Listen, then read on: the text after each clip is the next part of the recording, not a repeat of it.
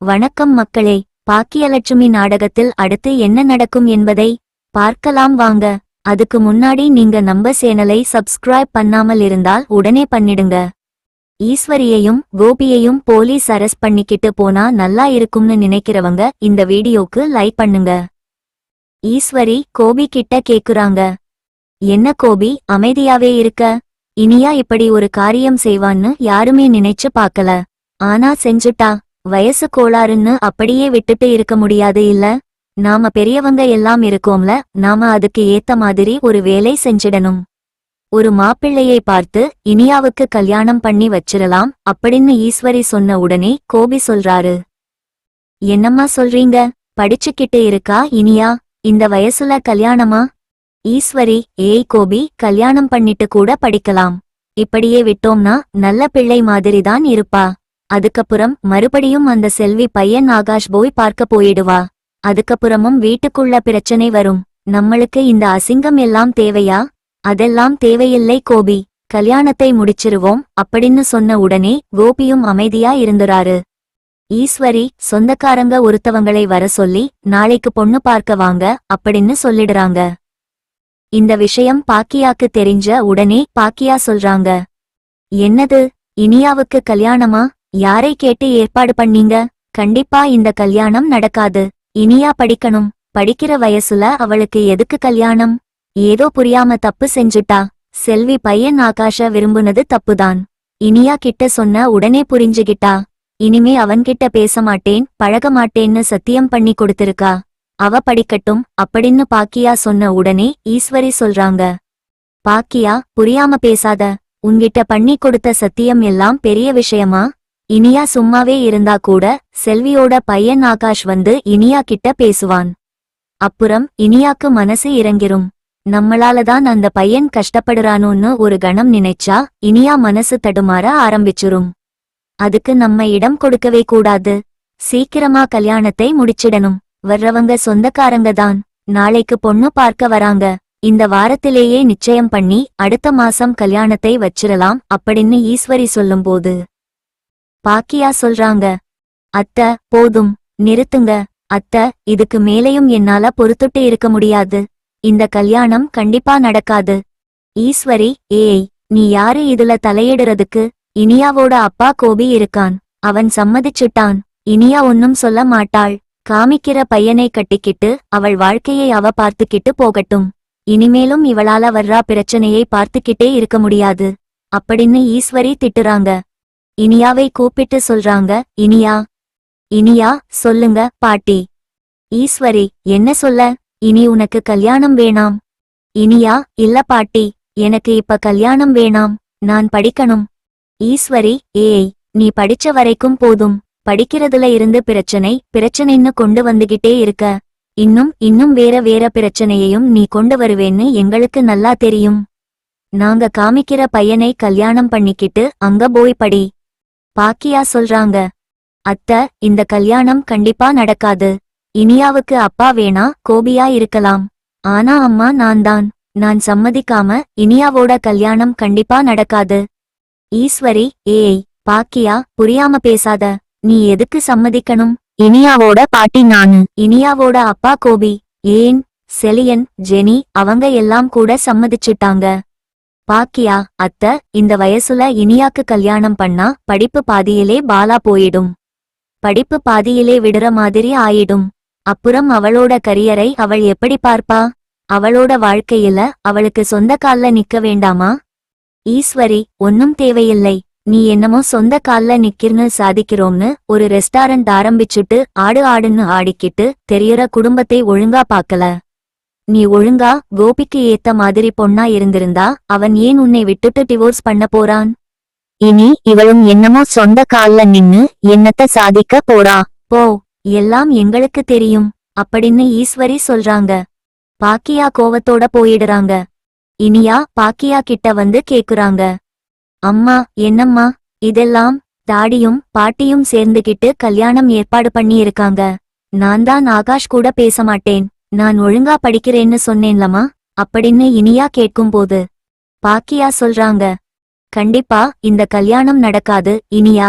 உங்க டாடியும் உங்க பாட்டியும் நினைக்கிறது நடக்கவே நடக்காது. நீ தைரியமா இரு அப்படின்னு சொல்லிட்டு பாக்கியா வெளியில கிளம்பிடுறாங்க. ஈஸ்வரி வந்து சொல்றாங்க, ஏய் இனிமே இந்த புத்தகத்தை வச்சுக்கிட்டே தெரியாத. வீட்ல இருக்க 1-2 சமையலையாவது கத்துக்கோ. கல்யாணம் பண்ணி போற இடத்துல சமைக்க உனக்கு தெரிய வேண்டாம். அங்கேயும் உங்க அம்மா வந்தா உனக்கு சமைச்சு கொடுத்துட்டு இருப்பா அப்படின்னு ஈஸ்வரி பேசுறாங்க. இனியாக்கு மனசு ரொம்ப வருத்தமாயிருக்கு. இனி என்ன பண்ணலாம் அப்படின்னு யோசிக்கிறாங்க. பாட்டி, நான் கொஞ்சம் வெளியில போயிட்டு வரேன் அப்படின்னு சொல்லும் போது, நீ எங்கேயும் போக வேணாம், போய் உன் ரூம்ல இரு அப்படின்னு சொல்லிட்டு அனுப்பிடுறாங்க. இனியா பிரெண்ட்ஸ்க்கு போன் பண்ணி பார்க்கலாம்னா என் போனையும் புடுங்கி வச்சிட்டாங்க. இப்ப என்ன பண்றது அப்படின்னு யோசிச்சுட்டு இருக்கும்போது ஜெனி வெளியில நின்னு போன் பேசிட்டு இருக்காங்க. அந்த நேரம் குழந்தை அழுகுதுன்னு போன் அங்கனையே வச்சிட்டு போயிடுறாங்க. அந்த போனை எடுத்துட்டு வந்து இனியா போலீஸ்க்கு கால் பண்றாங்க. எங்க அப்பாவும் பாட்டியும் என்னைய கட்டாய கல்யாணம் பண்ணிக்க சொல்லி வற்புறுத்துறாங்க. எனக்கு இந்த கல்யாணத்துல இஷ்டம் இல்லை. இந்த கல்யாணத்தை எப்படியாவது தடுத்து நிறுத்துங்க அப்படின்னு இனியா போலீஸ்க்கு போன் பண்ணி சொல்லிடுறாங்க. மறுநாள் காலையில பொண்ணு பாக்குறதுக்காக எல்லாரும் வந்திருக்காங்க. இனியா வா அப்படின்னு கூப்பிடுறாங்க. பாக்கியா வந்து, அத்தை, இதுதான் வேண்டாம்னு நான் சொல்லிக்கிட்டு இருக்கேன்ல அப்படின்னு பேசும்போதே போலீஸ் உள்ள வந்துறாங்க. போலீஸ் பார்த்த உடனே ஈஸ்வரியும் கோபியும் அதிர்ந்து போயிடுறாங்க. ஏய் பாக்கியா, இதெல்லாம் உன்னோட வேலைதானா? நீதான் போலீஸ்க்கு போன் பண்ணி வர சொன்னியா? இந்த கல்யாணத்தை நிறுத்துறதுக்காக இவ்வளவு வேலை செய்ய ஆரம்பிச்சிட்டியா? நீ உனக்கு திமிரு அதிகமாயிடுச்சு பாக்கியா அப்படின்னு பேசுறாங்க. பாக்கியா சொல்றாங்க, அத்தை, சும்மா எதையாவது பேசாதீங்க. நான் யாருக்கும் போன் பண்ணல. நான் எதுக்கு போலீஸ வர வைக்க போறேன்? நான் இனியாவோட அம்மா. எனக்கு இந்த கல்யாணத்தை நிறுத்துறதுல முழு உரிமை இருக்கு. என் மகன் இனியாவுக்கு இப்ப கல்யாணம் வேண்டாம் அப்படின்னு பேசும்போது போலீஸ் சொல்லிறாங்க. எங்களுக்கு கம்ப்ளைண்ட் பண்ணுனதே இனியான்ற ஒரு பொண்ணுதான் அப்படின்னு சொல்றாங்க. பாக்கியாக்கும் ஈஸ்வரிக்கும் அதிர்ச்சி ஆயிடுது. என்னது, இனியா போன் பண்ணாளா? இனியான்ற பொண்ணுக்கு அவங்க அப்பாவும் பாட்டியும் கட்டாய கல்யாணம் பண்ணி வைக்கிறதுக்காக பிளான் பண்ணியிருக்காங்க.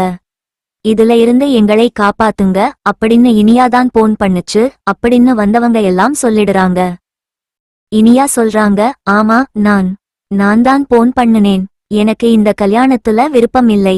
நான் படிக்கணும். இப்பவே என்னை கல்யாணம் பண்ணிக்கோன்னு சொல்லி வற்புறுத்துறாங்க.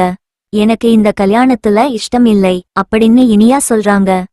போலீஸ் சொல்லிறாங்க, கல்யாண பொண்ணே எனக்கு இந்த கல்யாணம் வேண்டாம்னு சொல்லும்போது நீங்க ஏன் கட்டாய கல்யாணம் பண்ணி வைக்க பாக்குறீங்க? பொண்ணோட விருப்பம் இல்லாம கல்யாணம் பண்ணக்கூடாது. நாங்க உங்களை அரெஸ்ட் பண்ணி கூட்டிட்டு போயிருவோம். ஆனா அது தேவையில்லைன்னு நினைக்கிறேன். நீங்க எல்லாம் படிச்சவங்க தானே? படிச்சவங்க பொண்ணை படிக்க வைக்காம பொண்ணுக்கு விருப்பமே இல்லைன்னு தெரிஞ்சுக்கிட்டும் ஏன் கல்யாணம் பண்ணி வைக்க முயற்சி பண்றீங்க? பொண்ணோட அம்மாவும் கல்யாணம் வேணான்னு தடுக்கும்போது அப்பாவும் பாட்டியும் மட்டும் ஏன் இவ்வளவு பிடிவாதமா பண்றீங்க? உங்கள வான் பண்ணி விட்டுட்டு போறோம். இதோட அமைதியா விட்டுருங்க. இனியா சம்மதம் இல்லாம இந்த கல்யாணம் நடக்கக்கூடாது அப்படின்னு சொல்லி வான் பண்ணிட்டு போலீஸ் கிளம்பிடுறாங்க. கோபியும் ஈஸ்வரியும் ஆத்திரத்தோட கோவத்தோட பாக்கியாவையும் இனியாவையும் திட்டுறாங்க. பாக்கியா சொல்றாங்க, அத்தை, போதும், நிறுத்துங்க. அத்தை, எல்லா பிரச்சனைக்கும் காரணம் இந்த கோபிதான். கோபிக்கு உடம்பு முடியலன்னு சொல்லித்தான் நீங்க இந்த வீட்டுக்குள்ள கூட்டிட்டு வந்தீங்க. அவர் டிவோர்ஸ் ஆனவர். அவர் எதுக்கு என் வீட்ல வந்து தங்கி இருக்கணும்? இதுவே முதல் சட்டப்படி தப்பு. நான் இப்பவே போலீஸ்ல கம்ப்ளைண்ட் பண்ணான்னா இவரை அரெஸ்ட் பண்ணி தூக்கி உள்ள வச்சிருவாங்க. நீங்களும் ரொம்ப வற்புறுத்துறீங்கன்னு சொன்னேன்னா உங்களையும் தூக்கி உள்ள வச்சிருவாங்க அப்படின்னு சொல்லி பாக்கியா பேசுறாங்க. இந்த வீட்ல இருந்து நீங்க போனாதான் இந்த வீடு நல்லா இருக்கும். நீங்க முதல் வெளியில போங்க கோபி அப்படின்னு சொல்லும்போது கோபி சொல்றாரு, நீ சொன்ன உடனே எல்லாம் நான் போயிட முடியாது. நீ இப்படி பேசினா நான் ரோஷப்பட்டு போயிடுவேன்னு நினைச்சிட்டியா? என் பொண்ணு இனியா, அவ வாழ்க்கை நல்லா இருக்கணும். அதுக்காக நான் போக மாட்டேன் அப்படின்னு கோபி சொல்லும்போது இனியாவே வந்து சொல்றாங்க, டாடி, நீங்க போயிடுங்க. டாடி, எனக்கு உங்கள ரொம்ப பிடிக்கும். டாடி, ஆனா நீங்க இப்ப செய்யற செயல்கள் எதுவுமே சரியா இல்ல. அப்படின்னா நீ செஞ்சது மட்டும் சரியா? தராதரம் பார்க்காம ஒரு பையனை லவ் பண்ணிருக்க. அவனையே கல்யாணம் பண்ணிக்கணும்னு பிடிவாதத்துல போலீஸ்க்கு எல்லாம் போன் பண்ணிருக்க அப்படின்னு கோபி பேசும்போது, ஏன் டாடி, நீங்க மட்டும் காதலிக்கிறேன்னு சொல்லி அம்மாவை டிவோர்ஸ் பண்ணி விட்டுட்டு ராதிகா ஆண்டிய போய் கல்யாணம் பண்ணிக்கல. உங்க வயசுக்கே அப்படியெல்லாம் தோணுச்சே. ஏன் வயசுக்கு ஏன் தாடி இப்படியெல்லாம் தோணக்கூடாது. ஆனா நான் அப்படியெல்லாம் யோசிக்கவே இல்லை. நான் அம்மா கிட்ட பிராமிஸ் பண்ணிருக்கேன். அம்மா சொல்ற மாதிரி கேட்டு நடப்பேன்னு. நீங்க அம்மாவை தொந்தரவு பண்ணாம வீட்டை விட்டு வெளியில போயிடுங்க அப்படின்னு இனியா சொன்ன உடனே ஈஸ்வரி வேகமா வந்து, ஏய் இனியா, என்ன நினைச்சுட்டு இருக்க? கோபி உன்னோட அப்பா. அவனை ஏன் வீட்டை விட்டு வெளியில போக சொல்ற? உனக்கு எவ்வளவு தைரியம்? அவன் எங்க போயிருப்பான்? எப்படி கஷ்டப்படுவான்? அப்படின்னு சொன்ன உடனே பாட்டி, ஆமா பாட்டி, இதை நான் மறந்தே போயிட்டேன். அப்பா வெளியில போனா ரொம்ப கஷ்டப்படுவாங்க. அதனால அப்பாவுக்கு துணைக்கு நீங்களும் வீட்டை விட்டு வெளியில போயிடுங்க. நீங்க இருக்கிற வரைக்கும் அம்மாவை டார்ச்சர் தான் பண்றீங்க. அடிமை மாதிரி படுத்துறீங்க. அம்மா என்னைக்கோ இதை சொல்லி இருக்கணும். முதல்ல நீங்க வீட்டை விட்டு வெளியில போங்க, அப்பதான் எனக்கு சுதந்திரம் அப்படின்னு. ஆனா அம்மா பாவம், வயசானவங்க, ஒரு காலத்துல மாமியாரா இருந்தவங்களாச்சேன்னு நினைச்சு உங்களுக்கு மரியாதை கொடுத்துட்டு இருக்காங்க. அதை உங்களுக்கு காப்பாத்திக்க தெரியல. ரொம்ப அதிகாரமா அம்மாவை அடிமைத்தனமா நடத்துறீங்க. பாட்டி நீங்க கிளம்புங்க. தாட்டி பாட்டிய கூப்பிட்டுக்கிட்டு நீங்க வீட்டை விட்டு வெளியில போங்க தாட்டி அப்படின்னு இனியா சொல்றாங்க. இப்படிதான் போலாம். பிரெண்ட்ஸ் பார்க்கலாம். லைக் பண்ணுங்க, ஷேர் பண்ணுங்க, கமெண்ட் பண்ணுங்க. Thank you friends.